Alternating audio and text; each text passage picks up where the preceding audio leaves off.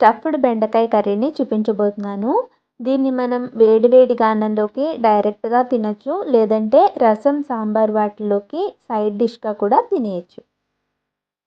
దీనికోసం నేనిక్కడ పావు కిలో వరకు బెండకాయలని తీసుకున్నాను. వీటిని బాగా కడుక్కొని పొడి క్లాత్‌తో తుడుచుకోవాలి.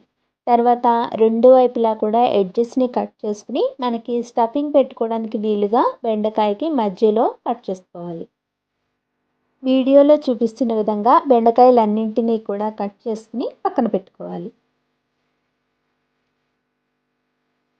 ఇప్పుడు మనం కూరలోకి కావలసిన స్టఫింగ్‌ని ప్రిపేర్ చేసుకుందాము. దానికోసం పాన్‌లోకి 1 టేబుల్ స్పూన్ ఆయిల్ వేసుకుని, ఆయిల్ వేడెక్కిన తర్వాత 2 టీ స్పూన్ల పల్లీలు, 1 టీ స్పూన్ మినపప్పు, 1 టీ స్పూన్ శనగపప్పు, 1 టీ స్పూన్ ధనియాలు వీటన్నింటినీ కూడా వేసుకుని దోరగా వేయించుకున్న తర్వాత మనం తినే కారానికి తగినట్లుగా ఎండుమిర్చిని, 1 టీ స్పూన్ నువ్వుల పప్పు